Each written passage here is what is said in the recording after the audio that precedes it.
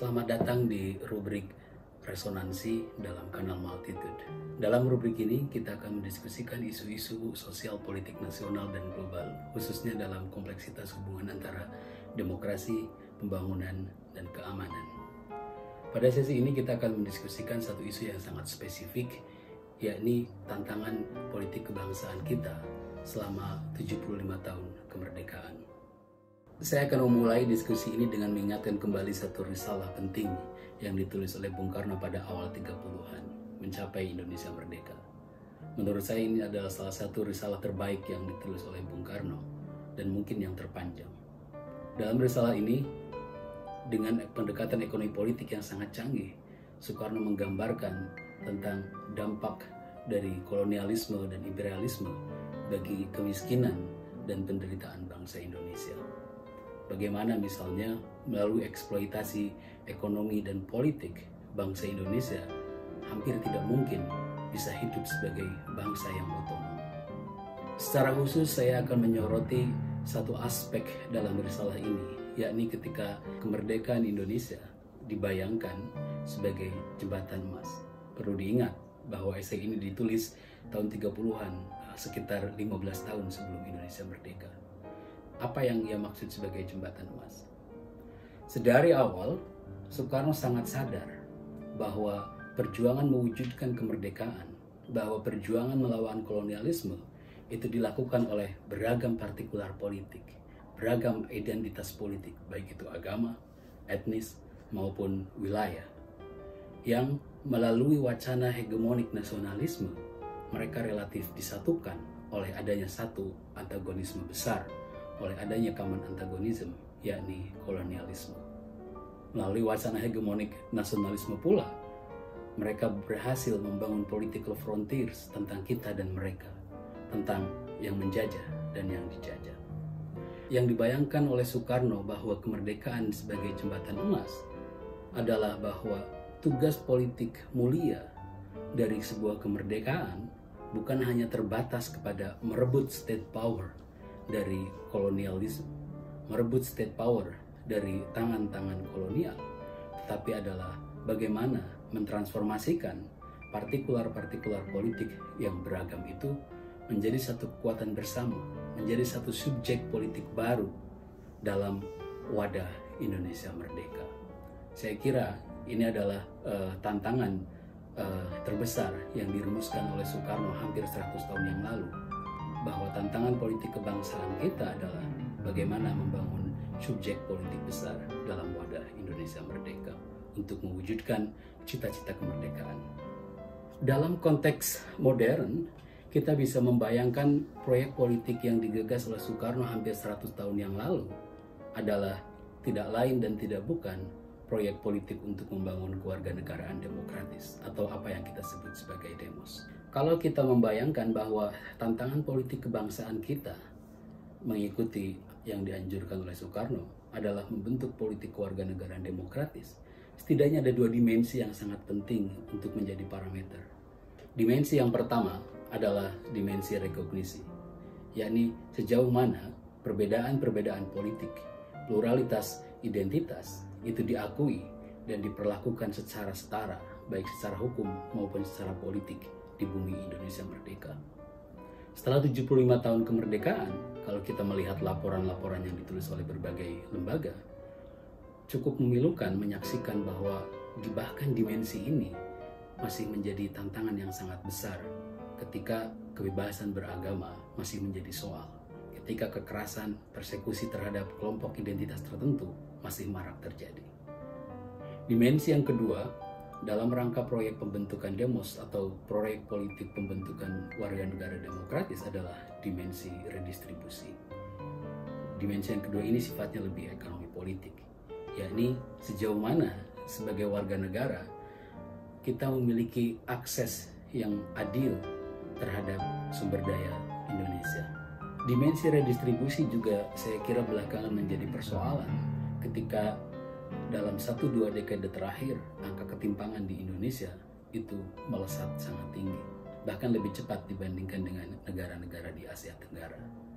Dilaporkan bahwa 4 orang terkaya di Indonesia menguasai hampir 100 juta aset orang termiskin seluruh penduduk Indonesia.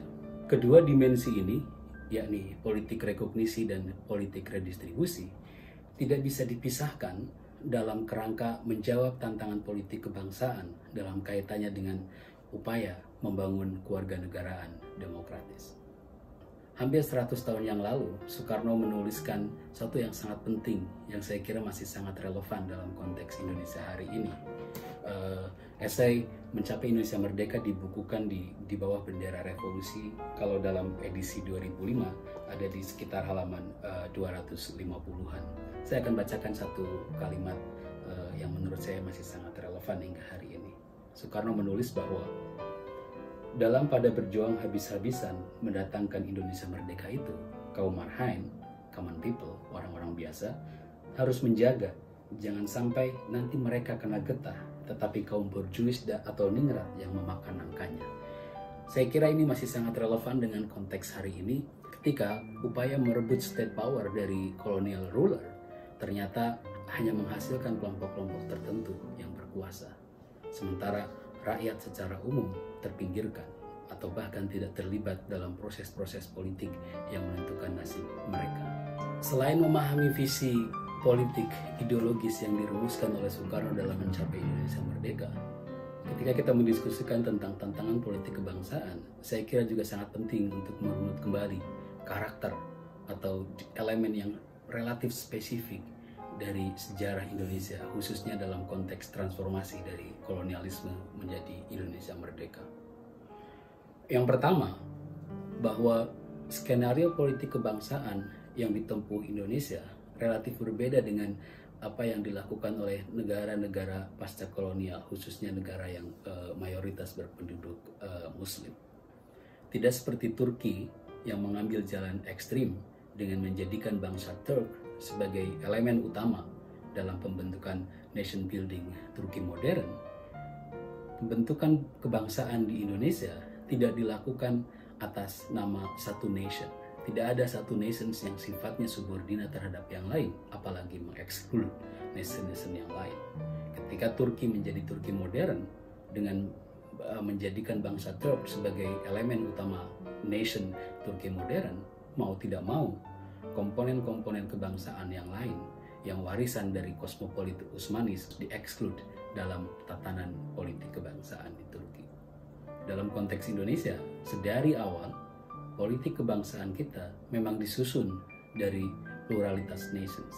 Tidak ada satu yang lebih dominan daripada yang lain.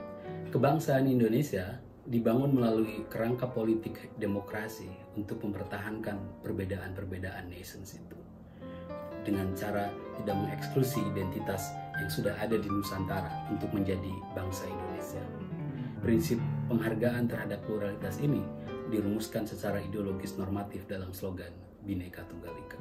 Dengan demikian, kita bisa mengatakan bahwa politik kebangsaan kita adalah persoalan bagaimana mengelola perbedaan-perbedaan partikular-partikular identitas dan politik, pada saat yang sama juga menjaga kesatuan Indonesia. Sejarah sosial politik Indonesia tidak lain dan tidak bukan adalah persoalan dinamika, kontradiksi, dan dilema bagaimana mengelola perbedaan-perbedaan politik untuk mewujudkan satu subjek politik besar dengan S yang besar, kewarganegaraan Indonesia yang demokratis atau yang kita sebut sebagai demos. Hal lainnya yang juga perlu diperhatikan adalah bahwa sebagai jembatan emas yang dibayangkan oleh Soekarno, kemerdekaan dari kolonialisme juga memberi tantangan yang baru. Pertama, bahwa kemerdekaan dari kolonial juga berarti bahwa hilangnya common antagonism. Ketika tidak ada antagonisme bersama yang mengikat partikular-partikular politik, bagaimana mengelola perbedaan itu? Bagaimana kita merumuskan satu antagonisme besar yang memungkinkan partikular-partikular politik yang membentuk bangsa Indonesia ini bisa dibangun. Saya kira ini adalah tugas politik yang sejak dulu tidak pernah mudah dilakukan. Yang kedua, bahwa orientasi politik ideologis perjuangan juga berubah. Kalau pada masa kolonialisme, orientasi ideologis perjuangan adalah merebut state power dari colonial ruler, pada masa kemerdekaan, orientasi utamanya adalah persaingan untuk merebut dan mengontrol negara. Tentu saja bahwa mengelola political difference, mengelola partikular politik untuk ditransformasikan menjadi sebuah subjek politik baru bukanlah tugas yang mudah. Kita akan memeriksa lebih detail bagaimana eksperimentasi politik yang dilakukan oleh Indonesia, sekaligus dilema dan kontradiksinya dalam upayanya mewujudkan subjek baru yang dibayangkan oleh Soekarno hampir 100 tahun yang lalu, yakni subjek kewarganegaraan bangsa Indonesia yang demokratis.